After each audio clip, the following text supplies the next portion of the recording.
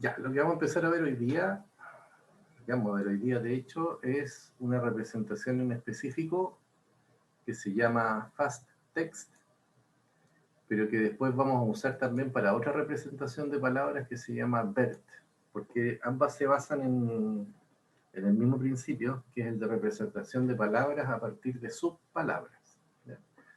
Entonces, el objetivo de la clase hoy es poder introducir el esquema de procesamiento de subpalabras y después poder presentar algunos resultados que obtuvo Fast Text, que es un esquema de representación de subpalabras estático que permite resolver el problema de representación de aprendizaje de representaciones en texto.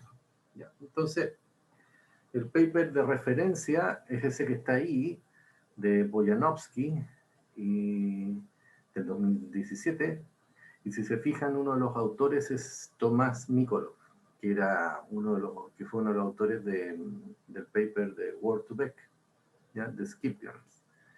De hecho, este paper, bueno, el original, el paper de Word2Vec, lo hicieron en Google, ya el año 2012-2013, por ahí salió publicado.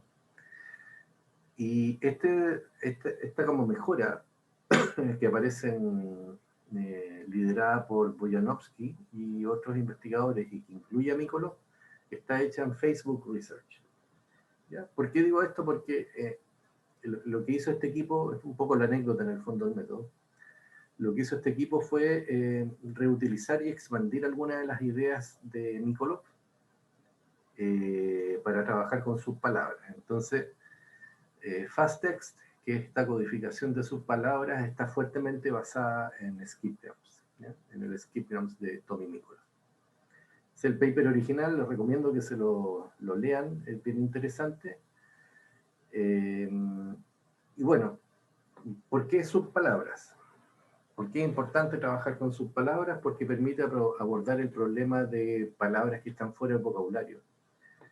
Si se fijan en el enfoque estático de Skip-Grams y también en el de SIBO, y de hecho también en Glove, que vimos en la semana pasada, Global Vectors, el vocabulario está fijo. ¿Ya? Por eso se dice que es un enfoque estático. Es decir, el vocabulario está fijo y los vectores se calculan para cada una de las palabras del vocabulario. Y resulta que si aparece alguna palabra que no estaba considerada en el corpus con el cual entrenamos esa representación, no vamos a poder proyectarla al espacio de representación. Entonces vamos a tener este problema que se llama el problema de la palabra fuera de vocabulario, o V, ¿no es cierto? Out of vocabulary. Entonces, una de las cosas en las cuales pensaron en cómo poder resolver el problema de las palabras fuera de vocabulario, era poder, en lugar de trabajar con palabras, trabajar con subpalabras. Algo así como char engrams, ¿ya? Un char engrams en el fondo es como un enegrama. Los enegramas nosotros los conocemos como modelos de lenguaje que trabajan con ventanas de palabras unidas, ¿no es cierto? Entonces uno tiene bigramas, trigramas, etc. Se utilizan muchos modelos de lenguaje. En el caso de un char engrams es lo mismo, solamente que utiliza trabaja a nivel de caracteres, de chars. Entonces, por ejemplo, un char engram de largo 3 es una secuencia de 3 caracteres consecutivas en el texto. ¿Ya? 3 caracteres consecutivos en el texto. Entonces dicen, ok, en lugar de trabajar con palabras, ¿por qué no trabajamos con char engrams, que son como subpalabras? Lo que uno ganaría con esto es que tendría una granularidad más fina del texto a nivel sintáctico, que permitiría, por ejemplo, componiendo estas subpalabras, formar palabras que no necesariamente estén en el vocabulario original. ¿Ya? No sé si se entiende eso, pero básicamente la idea es que al descomponer y trabajar con estas, supongan que trabajamos con sílabas, ¿ya? Uno puede formar palabras que no están en el vocabulario con sílabas que sí están. Entonces, esta idea de componer las sílabas para generar una palabra nueva es la idea fundamental que está detrás de Fast Text, ¿ya? Y la idea es entonces que uno puede entrenar a partir de unidades más simples que se puedan componer para generar la representación de una unidad más compleja. Las unidades más simples serían las subpalabras, las unidades más complejas serían las palabras. Es un esquema estático en el sentido de que uno calcula una vez la representación de las subpalabras y se almacenan. Entonces es una especie de modelo preentrenado que después uno puede descargar y utilizar en alguna aplicación, en alguna tarea. Uno de los enfoques que tomaron fue proporcionar embeddings en muchos idiomas, no solamente en inglés.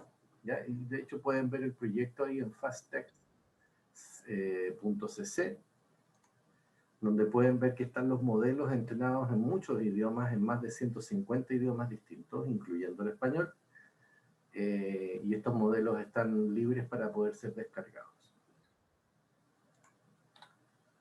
Si ven el proyecto, entonces se van a encontrar con esa página que dice lo más importante, ¿no? Que dice descargar los modelos. Entonces están los modelos preentrenados que se pueden utilizar y funcionan bastante bien. Probablemente uno podría decir que FastText es SOTA en representación de texto estático, ¿ya? Junto con Globe. FastText anda muy bien. Como vamos a mostrar dentro de la clase, ¿ya? Entonces, se proporcionan modelos preentrenados en inglés, tanto en los datasets de WebCrawl como de Wikipedia, pero también vectores multilingüales, multiidiomas, digamos, que están entrenados en 157 idiomas distintos. Ya, funciona súper bien. ¿En qué se basa FastText? Bueno, la idea de los chart engrams se basa en la idea de los skipgrams. ¿Ya? Entonces, la idea básicamente era que si puedes capturar match o conexiones semánticas entre skipgrams a nivel de palabras, también lo puedes hacer a nivel de chart engrams. ¿Ya? Entonces, uno podría descomponer estas unidades del texto que son más complejas, que son las palabras, en subpalabras, ¿no es cierto? En chart engrams, en sílabas, por ejemplo. Y la composición de estas sílabas tendría alguna relación entre ellas en la medida que coocurren en el mismo contexto. La misma idea de skipgrams. Entonces, básicamente lo que vamos a hacer es repetir el escenario de entrenamiento de skipgrams, que lo que hace es para una palabra target, en este caso para una subpalabra target, pronosticar a la salida de la red feedforward las subpalabras del contexto. La misma idea. Entonces uno va a tener una ventana de un determinado largo. Ese largo va a estar determinado por el n del chart engrams. Eso va a determinar cómo yo particiono el texto. Y así vamos a además determinar una ventana y en función de eso vamos a ir trabajando, por ejemplo, de a 5 chart engrams, por ejemplo, donde los chart engrams podrían ser de largo 3. Entonces, la misma idea, solamente que en lugar de trabajar con palabras, uno trabaja con chart engrams, que son palabras, subpalabras. Ahora, una de las cosas interesantes que hacen en el paper de FastText los autores es que vuelven a explicar skipgrams y lo explican mejor que en el paper original. ¿Ya? Es decir, lo reinterpretan y de hecho explican muy bien negative sampling. ¿Ya? Entonces, lo recomiendo que lo lean ese paper, el de Boyanovsky, porque ahí vuelven a explicar skipgram, en el sentido de que FastText es simplemente una extensión de skipgram para trabajar con sus palabras. ¿Qué sabe uno de skipgrams? Bueno, que la softmax, que va en la capa de salida de la red feedforward, trabaja con esta probabilidad, que es una probabilidad de la palabra contexto condicionada a la palabra target, ¿no es cierto? Y que eso en una softmax corresponde a esto, ¿no es cierto? Es decir, existe una especie de función de similitud o de proximidad entre las representaciones vectoriales. Entonces,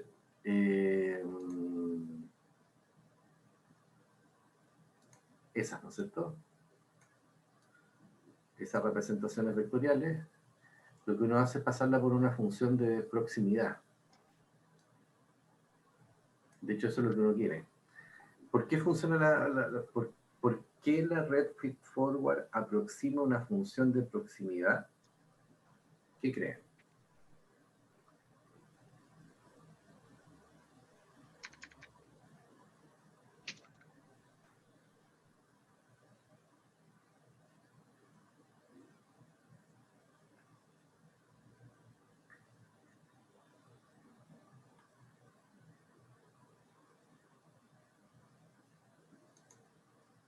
¿Se acuerdan, cierto? Uno hace un lookup en la capa de entrada y después uno hace el lookup en la capa de salida y lo que está haciendo es un producto, ¿cierto? ¿No se ven los dibujos? Ah, qué lata. Ya, bueno, no importa.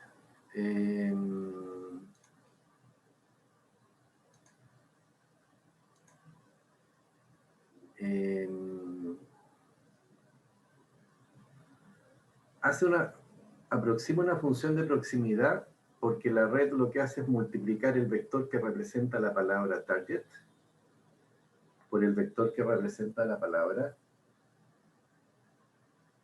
del contexto. ¿Sí?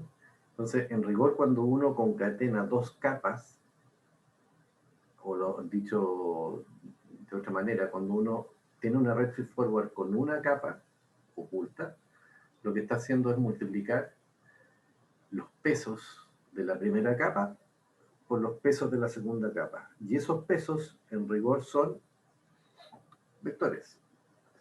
Porque la entrada trabaja con un one-hot encoding vector. Es decir, solamente toma una fila de la matriz de pesos de la capa de entrada. ¿Sí? Que es la que corresponde a la palabra target. Y entonces, ese vector multiplica a la salida. Y cuando yo le digo a la salida, actívame solamente la neurona que corresponde a la palabra de contexto, en el fondo también estoy haciendo un lookup. Es decir, le estoy diciendo a la red que aprenda a hacer un lookup sobre la matriz de salida, sobre los pesos de la capa de salida. ¿Ya? Entonces, ¿qué hace en rigor? ¿Qué es lo que aprende a hacer la red? Aprende a hacer el producto de esos dos vectores. Voy a ver si me funciona el dibujo entonces ahora. Hace esto. Esto sería el lookup sobre la capa de entrada. ¿Se ve ese monito o no? Espérense. Voy a mover la ventanita para ver si es que ahora se ve.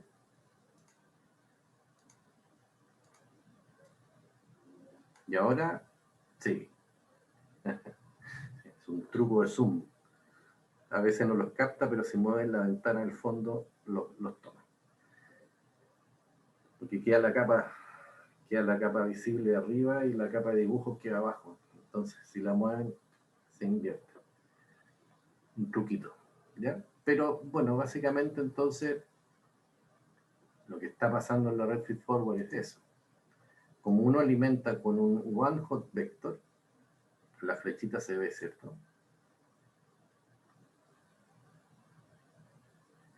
Entonces, ese one-hot vector toma la fila de la matriz de entrada, de la matriz de peso de entrada, que es la que corresponde a la primera capa de la red, y entonces multiplicar un one-hot vector por la matriz de entrada corresponde a sacar el vector, porque todos los otros van a ir por cero. Entonces, por eso va a ir ese vector.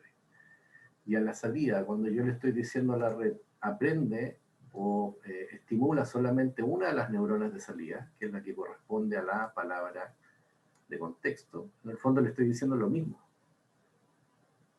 Le estoy diciendo, si yo quiero que me maximice, es decir, que active la neurona que corresponde a la palabra de contexto, eso es equivalente a pedirle a la red que haga un lookup sobre los pesos de la matriz de salida, seleccionando la columna que corresponde a WC. ¿Ya? Así que la red le estoy pidiendo que haga eso. Y bueno, ¿qué hace la red entonces? Multiplica estos pesos que vienen de la entrada por los pesos de la columna que corresponde a la neurona de salida, a la neurona de WC. ¿Y eso qué es? El producto entre dos vectores. ¿Ya? Entonces, en el fondo lo que le estoy pidiendo a la red es que aprenda a multiplicar vectores. Para que la salida me dé cercana a 1, ¿no es cierto? Porque tiene una función de activación logística, una softmax lo que tiene la salida, ese producto debería ser muy cercano a 1. Entonces le estoy pidiendo que me aproxime la función de proximidad de coseno. ¿Se dan cuenta? O sea, la tarea que resuelve es la aproximación de una función de proximidad de tipo coseno. ¿Ya? Porque toma el producto entre los dos vectores, producto punto, y quiero que ese producto punto, bueno, el producto punto siempre hace esto, me da cercano a 1, ¿no es cierto? Que es lo que hace la función de salida. En el fondo es como normalizarlo. ¿Ya? Es decir, pasarlo por la sigmoide es equivalente a normalizar el producto. El mismo truco, ¿no es cierto? Entonces, es como la función de proximidad va a ser muy parecida a la función de coseno. Por eso aparece esa S ahí. ¿No? En el fondo lo que aparece, lo que aprende la red feedforward es a multiplicar vectores y utilizando la función de coseno.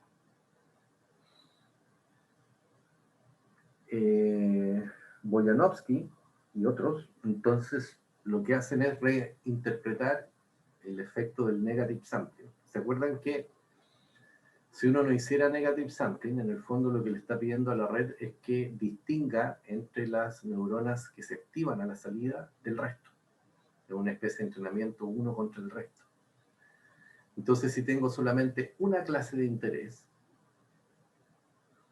y el resto no se activa, se produce un problema de desbalance. Entonces, lo que generalmente se hace es introducir negative sampling de manera tal de que yo le muestre explícitamente palabras no relacionadas. Y esas palabras no relacionadas se muestrean del vocabulario y son palabras que tienen que estar fuera del contexto de la palabra objetivo. Eso es lo que ya habíamos en algún momento revisado, ¿no es cierto? Entonces, ¿cómo lo reinterpretan? Entonces, se van a topar muchas veces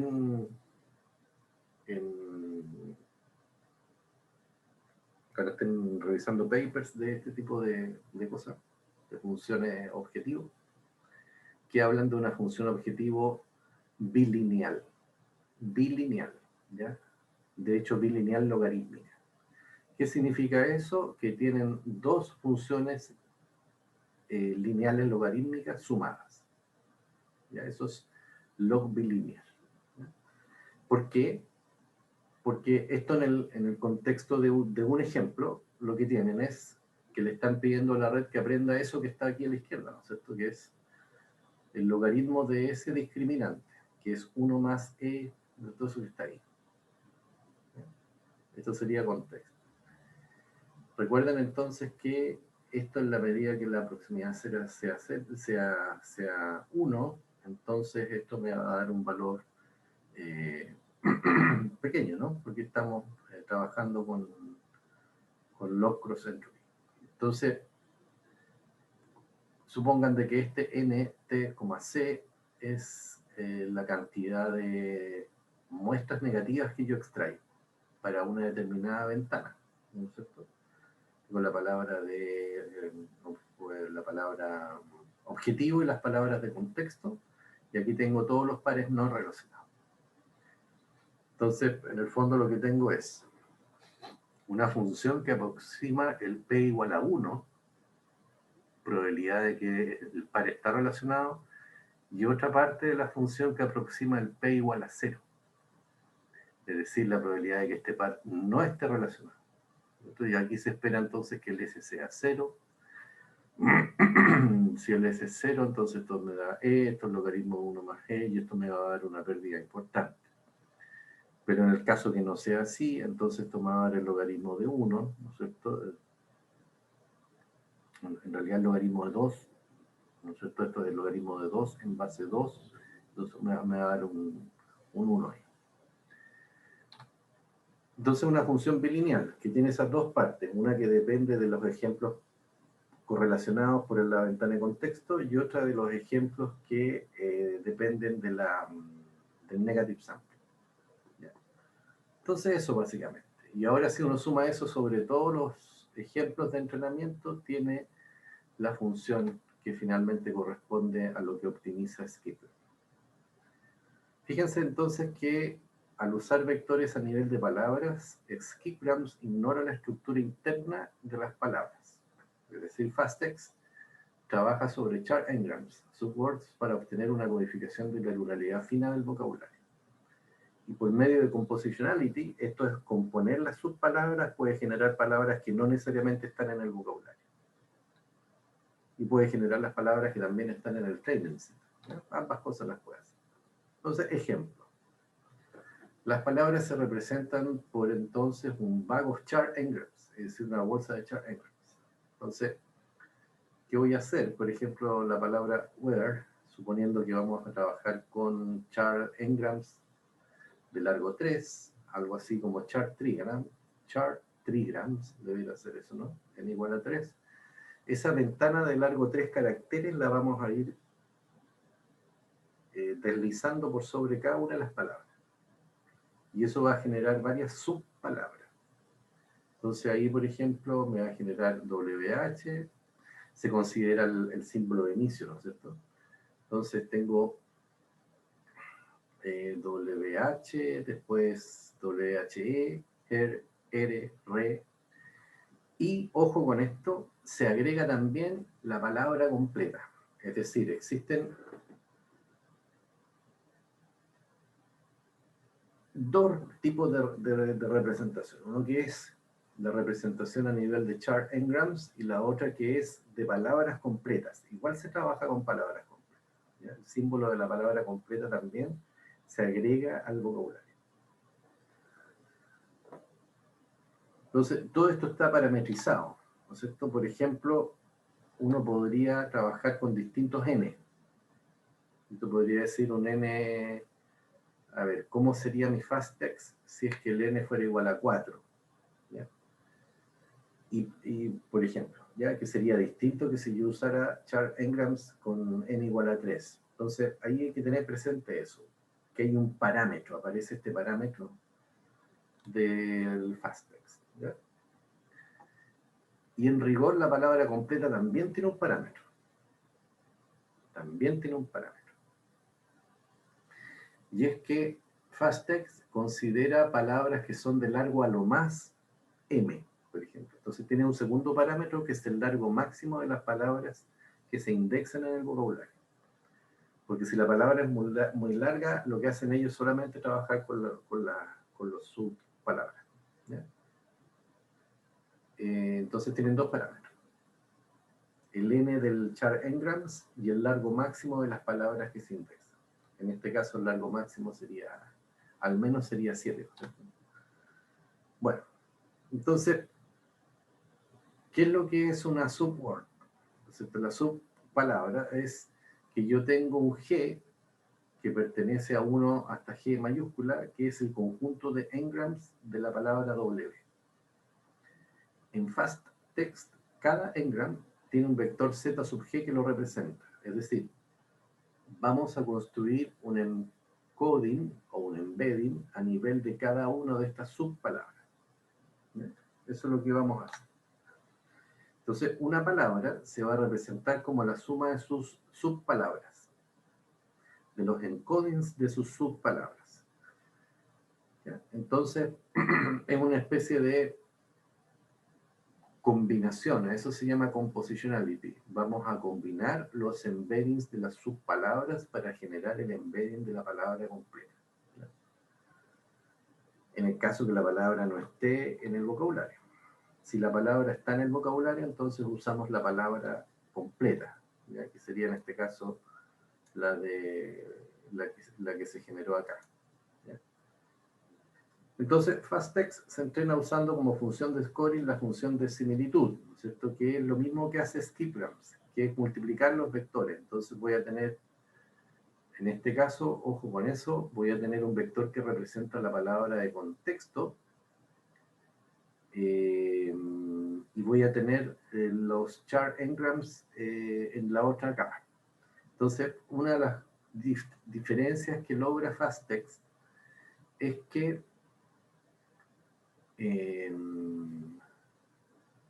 la capa de salida sigue trabajando sobre palabras de contexto, pero la capa de entrada trabaja ahora sobre subpalabras, porque las palabras de la entrada se dividen, ¿no es cierto?, en subpalabras.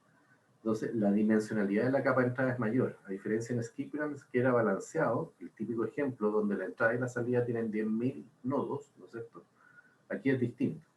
Entonces, probablemente lo que les va a pasar, voy a dibujar de nuevo, ahí me dicen si es que se ve o no, es que la capa de entrada va a ser,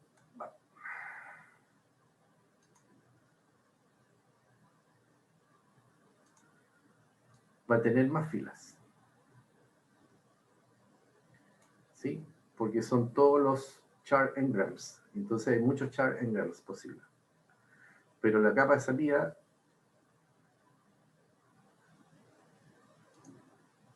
va a tener menos nodos de salida porque la salida barre el vocabulario. Se fijan que aquí se hace BC, entonces el vector de la palabra de contexto que está codificado en la salida. ¿Se ven esos bloques amarillo y naranjo? Sí, se ve. Genial, ya. Entonces, lo que quiero decir es esto. fastText en la entrada trabaja con subpalabras. Entonces, los one-hot encoding vectors tienen que trabajar sobre una matriz que tiene hartas filas, ¿ya? Digamos así, n filas, donde ese n corresponde a la n mayúscula, donde ese n corresponde a la totalidad de char engrams que se detectaron al procesar el corpus. Pero en el caso de la matriz de salida, yo no tengo tantas columnas, tengo menos, digámoslo así, tengo m. ¿Ya? ¿Qué es lo que es m? Profe, ahora no se ven los dibujos. Ahí sí, ¿cierto? Sí, ahí sí. ¿Qué es lo que es m? Entonces m es el tamaño del vocabulario y n es el número de char engrams de detectado en el corpus. Entonces, ¿qué es lo que quiero decir? Que esto es muy importante, es que eso viene de acá.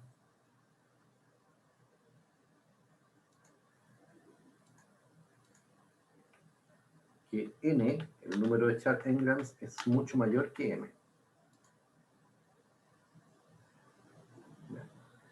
Y eso está relacionado con lo que muestra esta ecuación. Porque los productos se hacen entre representaciones de subpalabras a la capa de entrada y representaciones de palabras completas en la capa de salida. ¿Lo ven?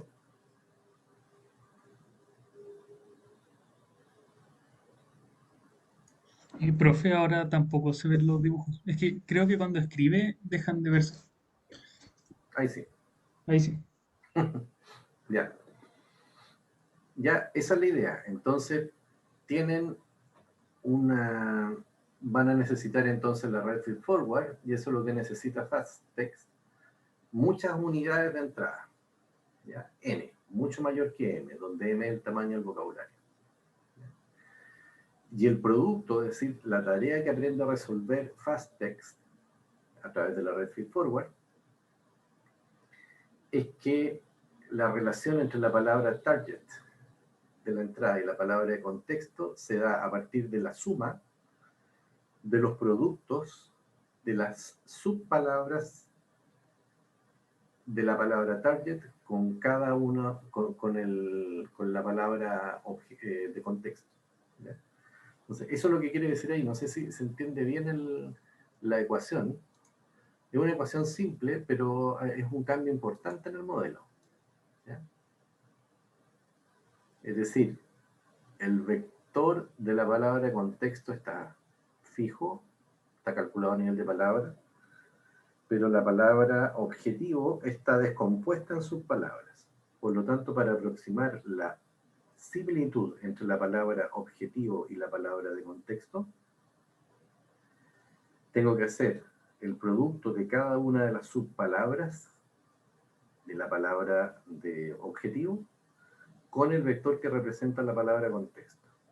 Y cada uno de esos productos, sumarlos sobre todas las subpalabras que corresponden a la palabra W. ¿Ya? Eso es lo que hay que entender. ¿Les queda claro? ¿O tienen alguna duda? Eso hay que entenderlo muy bien, ¿ya? Porque si no después no van a, no van a poder seguir bien lo que viene más adelante.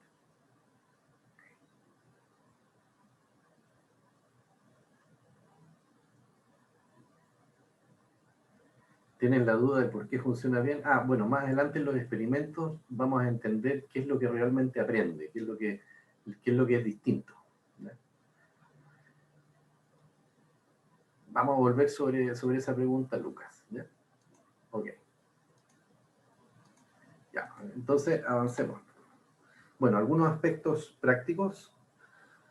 FastText mapea los engrams a enteros usando caching.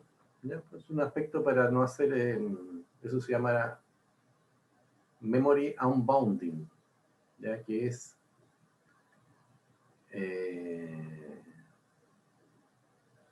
para no volcar, en realidad, para no ocupar la memoria. ¿Sí? ¿Alguien consulta? ¿No? Ya, bueno. Y FastText usa aproximadamente 2 millones de char engrams. ¿Ya? O sea, se dan cuenta que el N es muy grande, son 2 millones más o menos. ¿Ya? Las palabras típicamente, los vocabularios van como entre 20.000 y 30.000 más o menos. ¿Ya? Entonces, realmente hay una diferencia importante. Entonces, algunos highlights. FastText captura palabras que están fuera del vocabulario y también palabras poco frecuentes. Y en algunos idiomas obtiene resultados mucho mejores que Word2Vec. Entonces depende del idioma en realidad.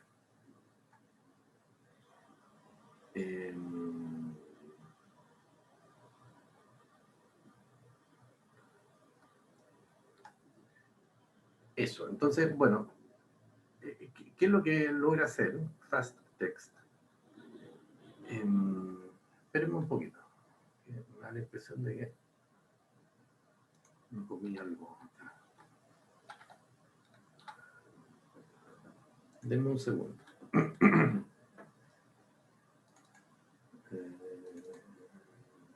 ¿Cuál es esta? La 11.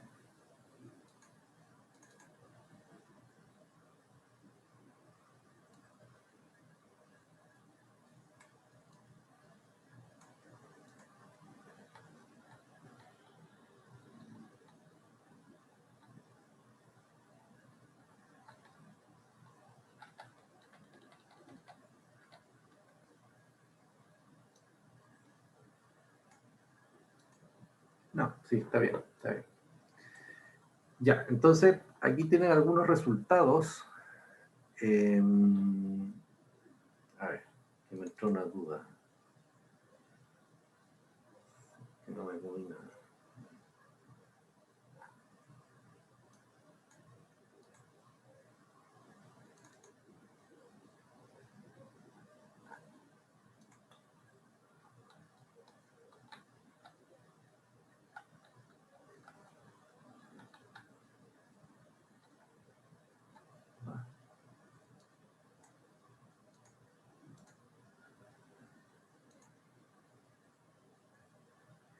Espérenme un poco, me parece que me salté una parte. Déjenme.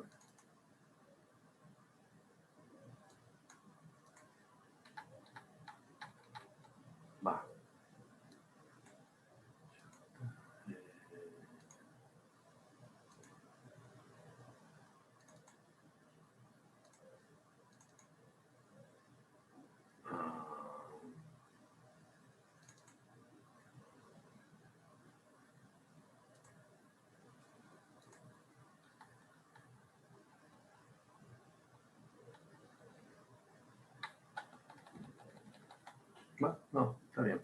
Ya. A ver, aquí hay algunos resultados.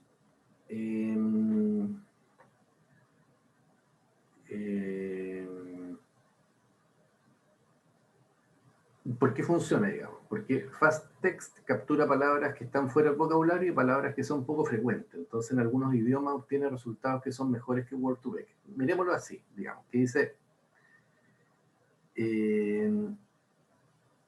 lo que tengo ahí es un mapa de relaciones entre subpalabras. Entonces, si se fijan, aquí dice rarity, ¿ya? Y ahí dice scarceness. Bueno, ¿qué hay con eso? Digamos que lo que muestra cada uno de estos mapas, en la medida que son correlaciones entre esas subpalabras. Entonces, en el fondo, para estas dos palabras dice, mira, se descomponen todas estas subpalabras, y scarceness se descomponen todas estas subpalabras, y las que están más rojas, en el fondo, son los pares que están más relacionados, es decir, que tienden a ocurrir más veces, y por lo tanto, en ventanas de contexto, y por lo tanto, sus vectores están más cercanos, ¿ya? Fíjense qué tipo de cosas ocurren. Dice, soy capaz de capturar estas inflexiones de la palabra rarity, que dice algo así como la palabra al final, ¿no es cierto? Arity, etcétera, y acá, esa es como la parte que está al final, ¿no es cierto? Las palabras que están en azul claro, justo lo contrario, es decir, son poco relacionadas. Entonces, aquí está la parte que al final son las subpalabras que vienen del sufijo de la palabra scarceness, que sería enes, ¿no es cierto? Enes, enes, es, etcétera, todo eso que está ahí. Y aquí estaría el sufijo de la palabra rarity. Entonces, lo que es capaz de hacer es de capturar esta proximidad léxica o sintáctica entre las dos palabras a través de estos sufijos que indican cosas parecidas. ¿Ya? Indican cosas parecidas a esos sufijos. La forma de terminar. Entonces, la forma de terminar, rarity, está relacionada con la forma de terminar scarceness. Además de que existe una relación entre scarceness y rarity, entre las palabras, existe una relación entre sus subpalabras. Eso es súper interesante. Es decir, logra captar relaciones entre esos pares. ¿Ya? En el caso de las otras tres mapas de calor, son relaciones semánticas entre las palabras. Por ejemplo, tienen acá joven, ahí, ¿no es cierto? Joven y preadolescente, que claramente están relacionadas. Y se fijan que aquí tienen un mapa de calor bien interesante, que es, por ejemplo, con la palabra completa, ¿sí? Young, young, young, young, es decir, los que tienen que ver con la palabra completa que están aquí, que serían estos, y que correlacionan con adolescent, ¿no es cierto?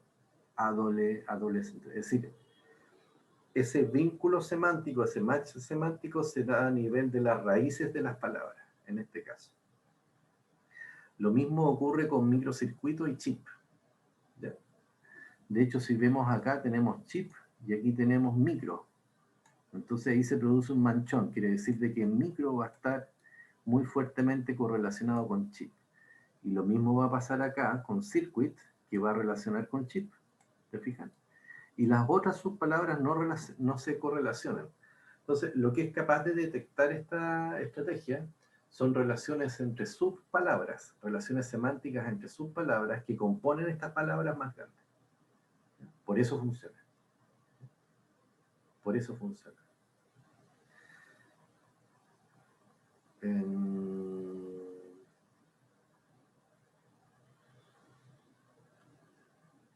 Eso, no sé si tienen alguna duda. Bueno, aquí lo mismo, otro ejemplo, pero de la misma idea. Carlos, sí, dale nomás. Sí, tengo una consulta. Hemos visto algunos métodos que empiezan con fast, ¿ya? Y lo que hemos visto es que son rápidos. En este caso particular, claro, vemos que el vector de entrada es más grande, que depende de la cantidad de caracteres que se utilicen. ¿A qué se asocia el fast como consulta general? Aquí está preentrenado nomás. Sí, solamente eso. Aquí está preentrenado.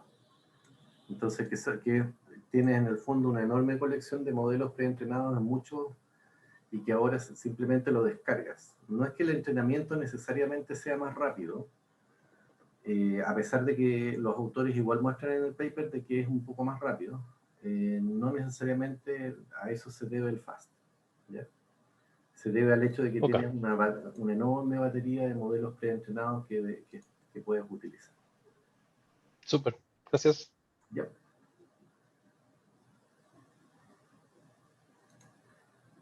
Deme un segundo antes de continuar, porque entiendo que tengo algo por acá adicional que mostrarles. Espérenme un poquito. Este sería el... no sé.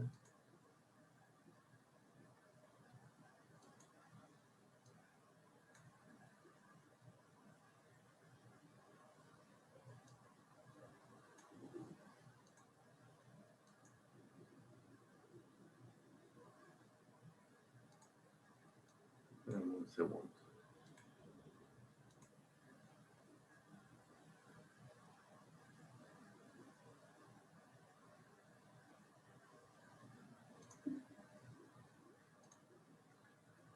Ah,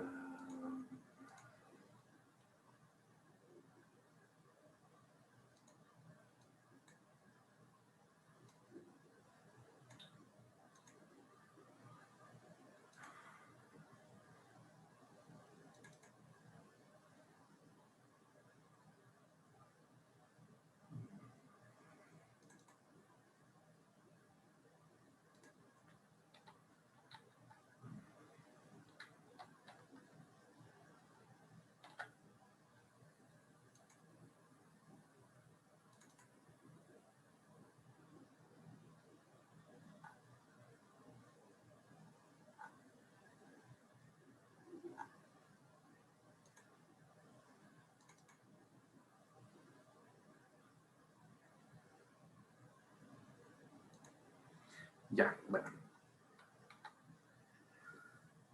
Ahora vamos a avanzar a modelos de lenguaje.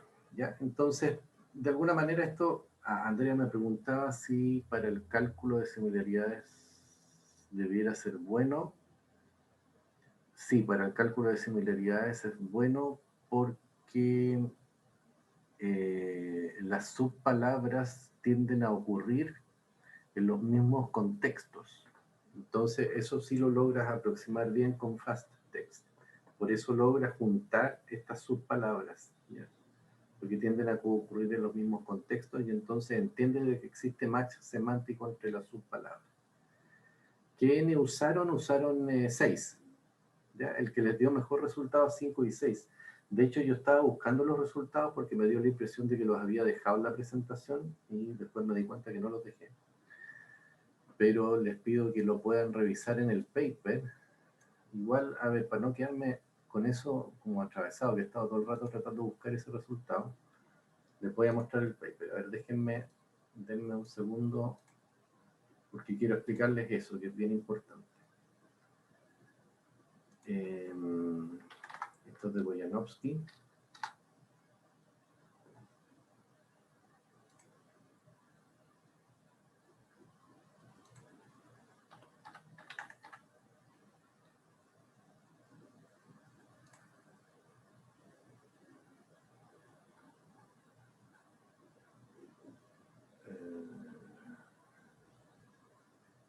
Enriching words.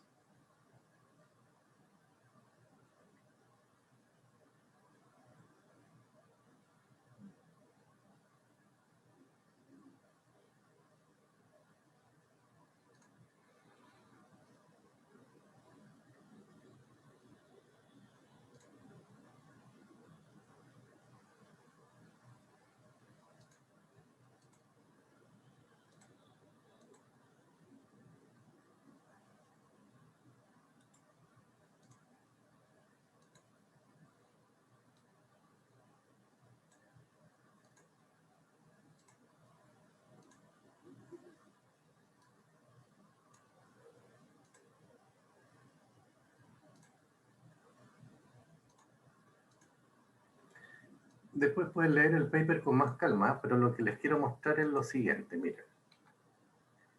Está más o menos lo que les expliqué. Ya, entonces, ¿cómo se evalúan? Yo esto lo tenía en la presentación, pero parece que no lo salvé. Entonces me quedó como incompleta esta parte de la... Pero bueno, son un par de láminas nomás que me faltaron. No sé si eso se ve muy bien, pero lo voy a agrandar un poquito para que se vea mejor. Esto es importante explicarlo, por eso quiero detenerme acá. Cuando ellos se comparan en dos tareas.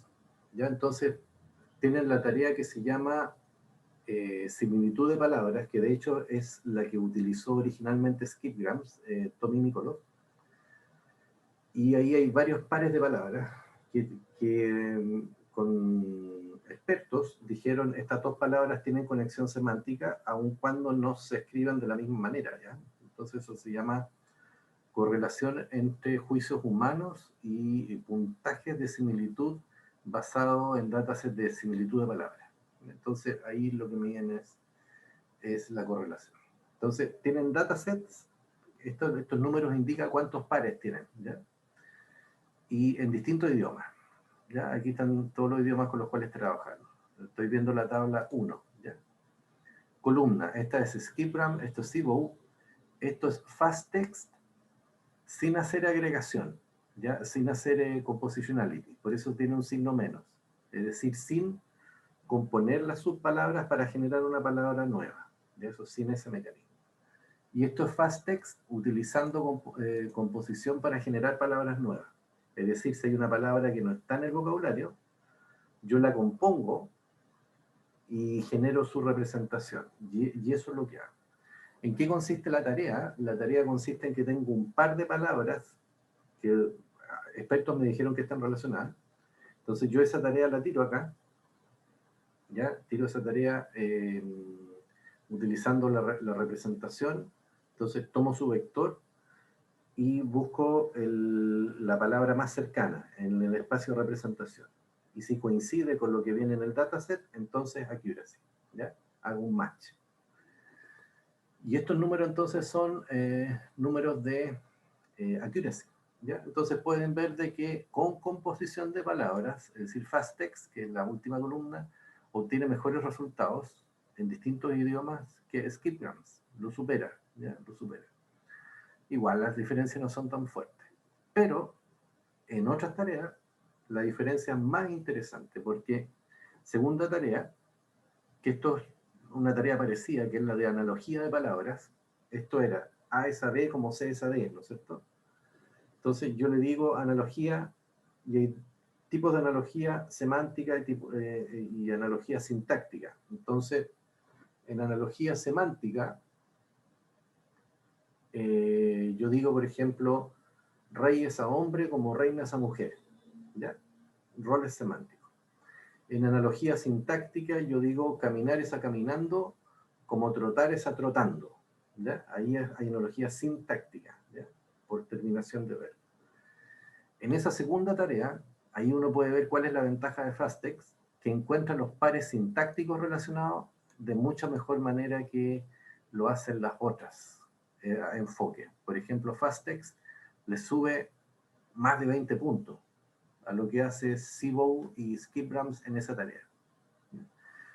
En sintáctico, ¿ya? En semántico es bien parecido. ¿Ya? En semántico no logra mucho más que lo que logra Skipgrams. Pero en sintáctico, dado que separa las palabras en subpalabras, sí logra esta enorme ventaja, ¿ya? Que es que logra captar analogías sintácticas. Eso es una cosa interesante. El otro resultado que les quiero mostrar, no, ese no, eso tiene que ver con entrenamiento, es este que está acá, que este es muy bueno, también lo tenía en la presentación y no sé por qué no me quedó en la versión final. ¿Qué es lo que me preguntaba Lucas? Lo del N, ¿ya? Entonces, fíjense en lo siguiente. Hay un N que es el del char engram. Por ejemplo, yo ahí les mostraba char engram con N igual a 3. Y hay un M que es el largo máximo de la palabra indexable. Por ejemplo, ahí yo les mostré que se usaba M igual a 7. Entonces, Eso decía, voy a indexar palabras de a lo más 7 caracteres, como palabras completas. Si no, simplemente trabajo con sus subpalabras, pero le ponen un largo máximo a las palabras indexables, ya para que no me queden unas palabras muy grandes. Eso me genera un desbalance sintáctico, ¿se fijan? Entonces, las filas representan los largos de los charts, engrams, y las columnas representan los largos máximos de las palabras indexables.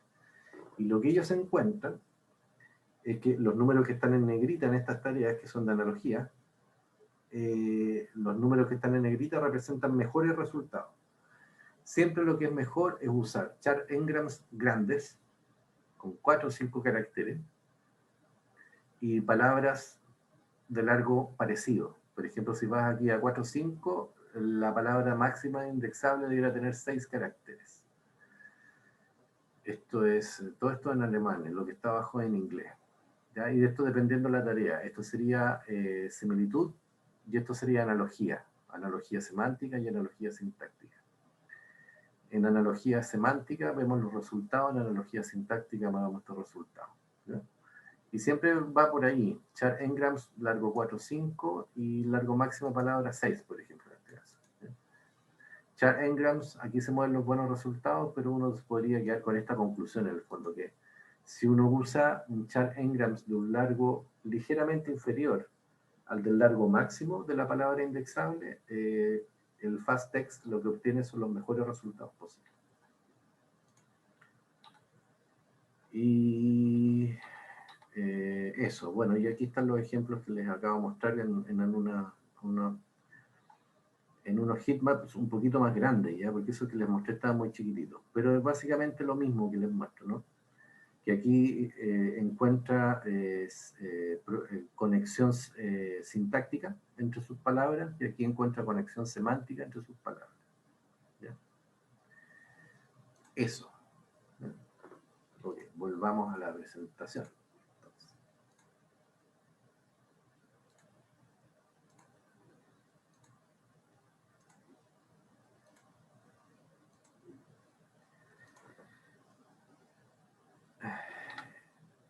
Habíamos visto nosotros modelos de lenguaje, los vamos a volver a usar, ¿ya?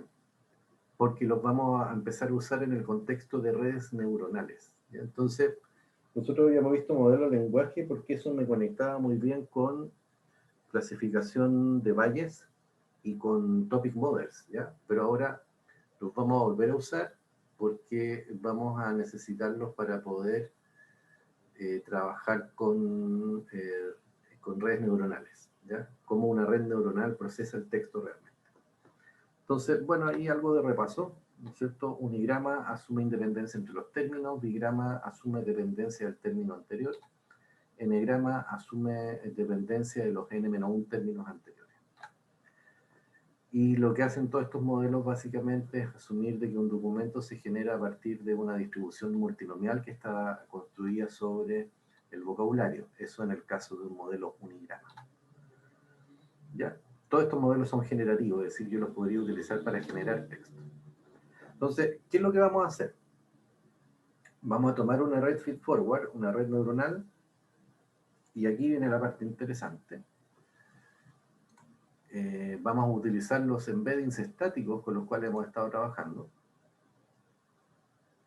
y los vamos a concatenar, en el caso de la feedforward, para generar una sola entrada, que va a ser este vector que va a estar acá. No sé si se ven las flechitas.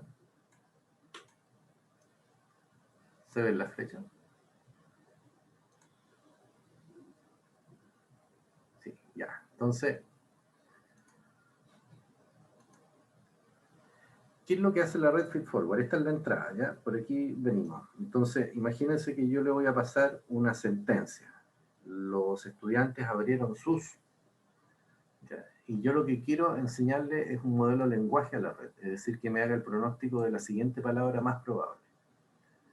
Los estudiantes abrieron sus libros o sus laptops, ¿ya?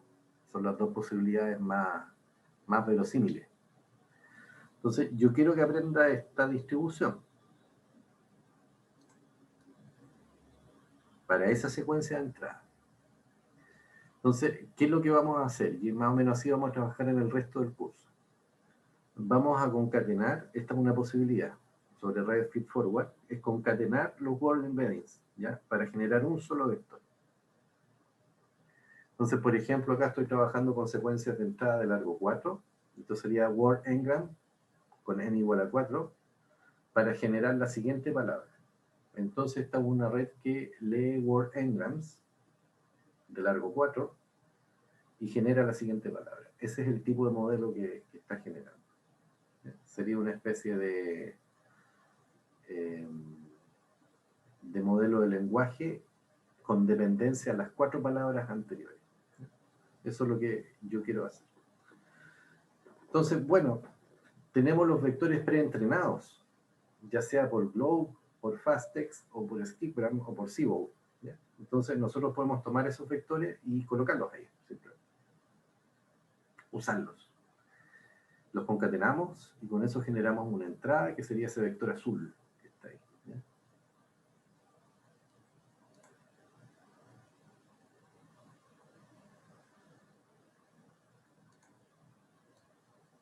Ese que está ahí.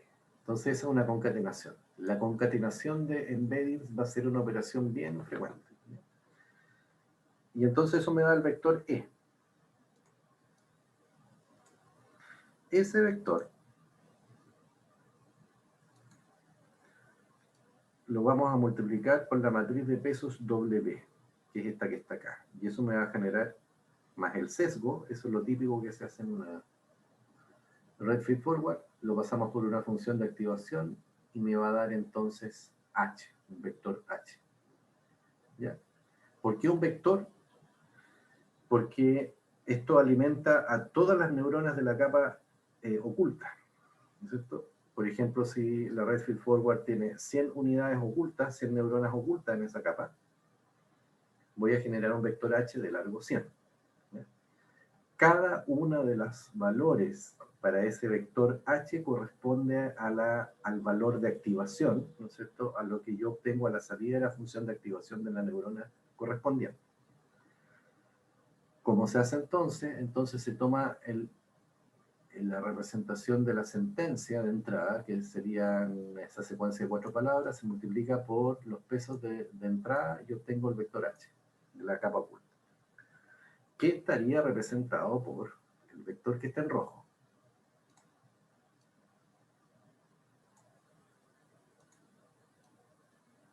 ¿Ya?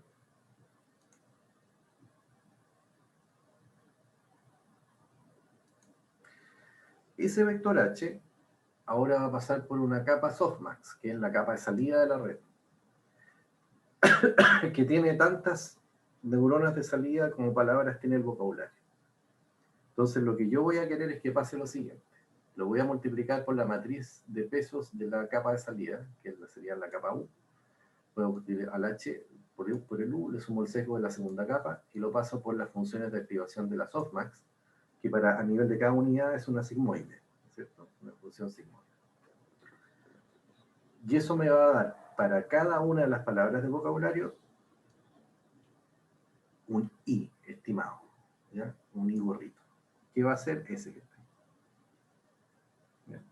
Entonces yo lo voy a ir ajustando en la medida que tenga más ejemplos para estos pares que me relacionen esta sentencia de entrada con esa palabra.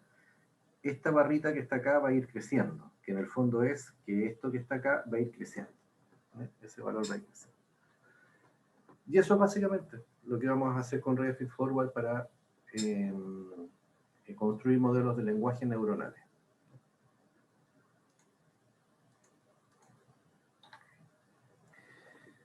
Y después, lo que vamos a hacer, todo esto es lo que vamos a hacer en la clase mañana, es que en lugar de usar una red feed forward, vamos a usar una red recurrente, que es una red que va a procesar de manera secuencial las palabras de la sentencia de entrada. ¿Ya? Y con eso va a ir generando un vector en la capa oculta, que es el vector H, ¿ya? Pero que se corresponde con cada time step, ¿sí?, de la entrada. Entonces, por ejemplo, para la primera palabra,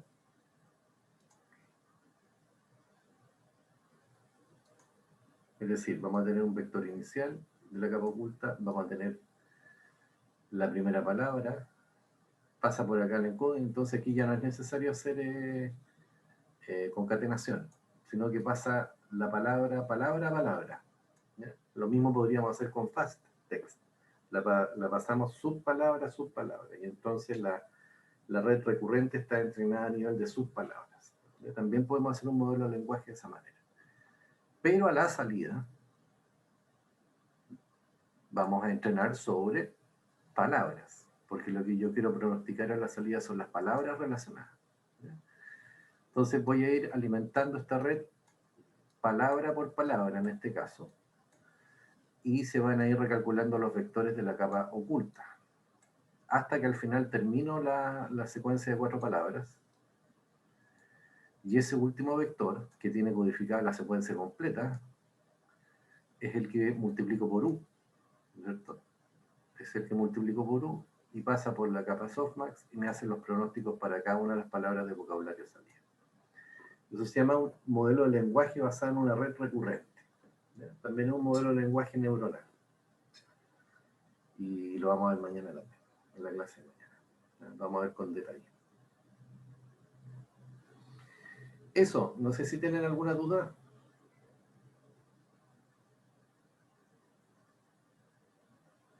Yo tengo una consulta, que Sebastián. algo que mencionó un poquito atrás. Era cuando usted hablaba de que cada n-grama de char se guardaba como en un hash.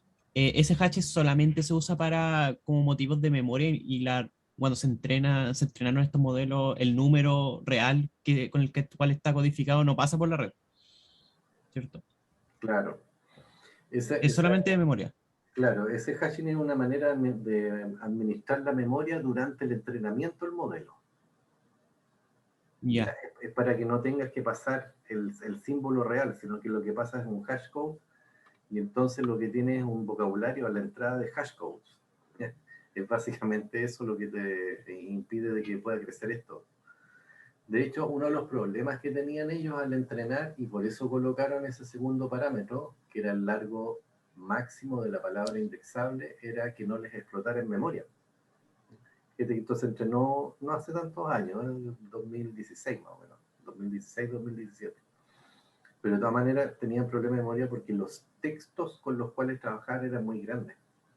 Entonces, al generar char engrams, crecía significativamente el tamaño del vocabulario, en este caso de sus palabras, más o menos a 2 millones de entradas. Entonces, para controlar eso, tienes 2 millones de entradas en una tabla de hashing, tienes que utilizar codificación de largo fijo en esa tabla. Y por eso usan hashcodes. Ya, entiendo. Eso es todo. Y lo otro y mi otra duda era que usted mencionaba que los n-chargrams, después cuando uno tenía una palabra que estaba fuera del vocabulario, al final nosotros sumábamos n-chars para conformar la nueva palabra, ¿cierto? Claro. Pero, ¿qué pasa con las palabras que sí existen? ¿También se componen de esa forma? O es que yo me acuerdo que había una parte donde, en esa parte, como que metía la palabra entera y también los pedazos. Claro, mete la Eso, palabra entera. Sí. entonces mete la palabra entera y los pedazos, Sí, en este caso al entrenar la red. exacto. Entonces, en realidad, tu vocabulario corresponde a un montón de subpalabras, una enorme cantidad de subpalabras, más las palabras del vocabulario. Ojo, Ya, no todas las palabras del vocabulario, ¿ya? Sino que solamente aquellas que tienen un largo hasta un determinado valor, que es un parámetro del algoritmo. claro. Usan ese segundo parámetro, que es el largo máximo de la palabra indexable, precisamente para controlar el número de entradas que tiene en esa tabla de hashing. Si tienes la palabra indexada en el vocabulario, utilizas el encoding de la palabra. Si la palabra no está en el vocabulario, la compones a partir de las subpalabras que sí encuentres en el diccionario. Entonces las palabras más largas que estén en el espacio de entrenamiento se componen al final, no se guardan. Si las palabras son muy largas, claro, se dividen. Por eso, si te fijas, ellos trabajaron tanto en alemán. porque el alemán tiene la particularidad de que las palabras, por la manera en la cual ellos componen sus palabras, son muy largas. Entonces, para no trabajar con esas palabras tan largas, las dividían. Y no las indexaban. Indexaban palabras más cortas. Y después, cuando esa palabra les aparecía, una palabra muy larga, necesitaban representarla, simplemente lo que hacían era componer sus palabras, utilizando cada una de las subpalabras que están en el diccionario. Y lo otro, esto es más una curiosidad, cuando se componen palabras, los autores no hicieron como una comparación de cómo se codifica una palabra compuesta comparado a cómo se codifica una palabra real. Por ejemplo, imagínense yo, no sé, yo compongo una palabra out of vocabulary en un modelo que no le muestro esa palabra, pero a otro modelo sí le muestro esa palabra. Las codificaciones, o sea, ojalá fueran similares, pero no sé si pasa eso en realidad, no sé si lo hicieron. ¿Usted tiene alguna idea? O sea, en la manera en la cual ellos se validan, muestran de que no pierdes semántica. Es decir, eso significa, al menos en esas dos tareas, en proximidad de palabras y en analogía de palabras, no pierdes semántica, en comparación con Seabow y con Skipper. Eso significa de que si no pierdes semántica, de que las codificaciones son parecidas. ¿Te fijas? Yeah. Porque si hubieran unos cambios muy bruscos, evidentemente en esas tareas en las cuales se evaluaron, estarías perdiendo puntos de accuracy. Así que no hay pérdida de semántica. Tampoco hay ganancia en semántica. ¿Ya? Si te fijas, le da más o menos lo mismo que Skipper. Pero donde ganan es en sintaxis. Yeah. Porque como están codificando sus palabras, sí son capaces de encontrar analogías sintácticas.